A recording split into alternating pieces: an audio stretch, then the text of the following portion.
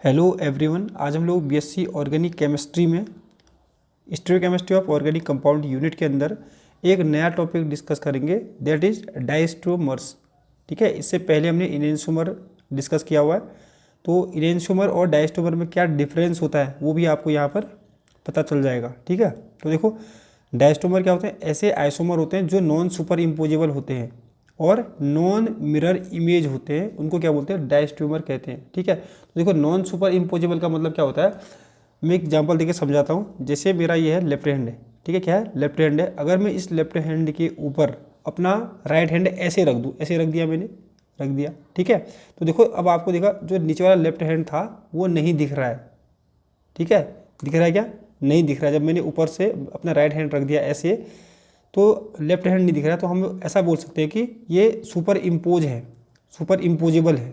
ठीक है, अगर मैं इसी लेफ्ट हैंड में अपना राइट हैंड ऐसे रख दूँ ना, ऐसे, तो देखो ऐसे रख दिया तो आपको नीचे वाले जो हाथ है उसकी उंगली दिख रही है, बड़ी वाली। ठीक है, तो इसको क्या बोल सकते हैं, नॉन सुपर इम्पोजेबल। ठीक है, तो देखो जो डायस्टोमर होते हैं वो नॉन सुपर इम्पोजेबल होते हैं, मतलब कि एक आइसोमर के ऊपर दूसरा आइसोमर रखोगे तो दूसरा आइसोमर पूरे का पूरा नहीं ढकेगा, उसको बोलते हैं नॉन सुपर इम्पोजेबल। ठीक है, और non mirror image, mirror image क्या होते हैं कि भाई अगर मिरर रख दोगे, मिरर दिखने के बाद, मिरर रखने के बाद जो उसका इमेज दिखेगा मिरर में, उसको क्या बोलते हैं, मिरर इमेज बोलते हैं। पर डायस्टोमर क्या होते हैं, ना ही सुपर इम्पोज होते हैं और ना ही एक दूसरे के मिरर इमेज होते हैं। ठीक है, एग्जाम्पल के थ्रू इसको समझते हैं। देखो ये एग्जाम्पल है, ठीक है, ये कोई सा मॉलिक्यूल है, इसमें अगर मैं इसके बीच में मिरर रख दूँ ना, मिरर में कैसा दिखने वाला बताओ, ओ एच यहाँ दिखेगा और बी आर यहाँ दिखेगा, तो ऐसा बन गया। ठीक है, अगर मैं थर्ड वाला बनाऊँ, ठीक है, थर्ड वाले को कैसे बनाया मैंने, इसको मैंने सिर्फ रोटेट कर दिया, ओ एच को यहाँ डाल दिया सिर्फ, ठीक है, और बी आर को वहीं पर रखा है। तो एक चीज़ बताओ, फर्स्ट और सेकंड, देखो फर्स्ट और सेकंड क्या है, एक दूसरे के मिरर इमेज है। फर्स्ट और सेकंड क्या है, मिरर इमेज है एक दूसरे के। ठीक है, क्या सुपर इम्पोज हो रहे हैं, क्या सुपर, मतलब अगर इसको उठा के इसके ऊपर रख देंगे तो क्या पूरे का पूरा ये ढक जाएगा, नहीं ढकेगा, क्योंकि इसके राइट हैंड में ओ एच है, ठीक है, इसके राइट हैंड में क्या है, एच है, यहाँ पर बी आर, यहाँ पर एच है, यहाँ पर क्या है, बी आर है। तो इसको उठा के इसके ऊपर रखोगे तो जो ये वाला मॉलिक्यूल है पूरे का पूरा नहीं ढकेगा, मतलब सुपर इम्पोज नहीं होगा। तो इनको क्या बोलेंगे, जो सुपर इम्पोज नहीं होता है उसको क्या बोलते हैं, नॉन सुपर इम्पोजेबल कहते हैं, नॉन सुपर इम्पोजेबल। ठीक है, तो फर्स्ट और सेकंड क्या हुए, इनको बोलेंगे हम लोग इनेंशियोमर, क्योंकि जो इनेंशियोमर होते हैं ना वो मिरर इमेज भी होते हैं और नॉन सुपर इम्पोज भी होते हैं। ठीक है, अब देखो फर्स्ट और थर्ड का कंपैरिजन करते हैं। देखो फर्स्ट और थर्ड मिरर इमेज है क्या, मिरर इमेज है क्या, नहीं है, क्योंकि इसका मिरर इमेज तो सेकंड बन गया।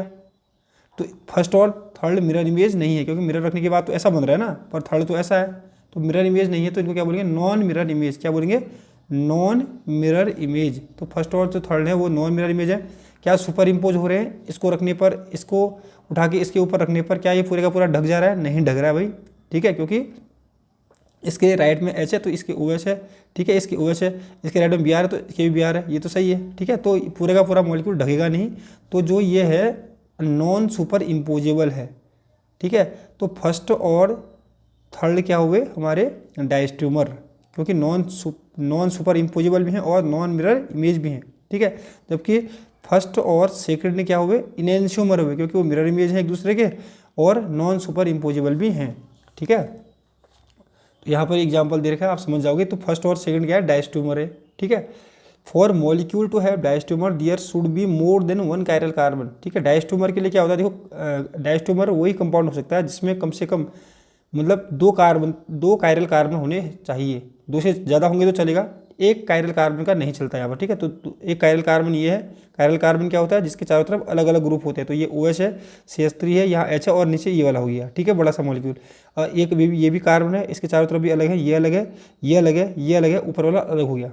ठीक है, तो ये कम से कम डायस्ट्रोमर के लिए कंडीशन होती है कि कम से कम दो कायरल कार्बन, तो मतलब मोर देन वन कायरल कार्बन होना चाहिए, मतलब कम से कम दो कायरल कार्बन तो होने चाहिए। ठीक है, देखो अब देख लेते हैं प्रॉपर्टीज ऑफ डायस्ट्रोमर। जो डायस्ट्रोमर होते हैं उनका फिजिकल प्रॉपर्टी डिफरेंट होती है, जैसे मेल्टिंग पॉइंट डिफरेंट होगा, ठीक है, बॉइलिंग पॉइंट डिफरेंट होगा, डेंसिटी डिफरेंट होगी, रिफ्रैक्टिव इंडेक्स डिफरेंस होगा और स्पेसिफिक रोटेशन डिफरेंट होगा एक दूसरे से। ठीक है, सॉलिबिलिटी भी डिफरेंट होगी। ठीक है, जबकि जो इनेंशियोमर होते हैं ना, ये इनोन्सियोमर के ये जो पॉइंट होते हैं, melting point, boiling point, density, refractive index, solubility वगैरह, ठीक है, ये सेम होते हैं इनोन्सियोमर के, जबकि डायस्टोमर के मतलब फर्स्ट और सेकंड है ना डायस्टोमर, इनके ये सब प्रॉपर्टी डिफरेंट होंगी, ठीक है। दूसरा, they can be separated by fractional crystallisation, fractional distillation and chromatography. ये 1 और जो 2 है ना डायस्टोमर जो होते हैं उनको सेपरेट कर सकते हैं इन मेथड के थ्रू। कैसे?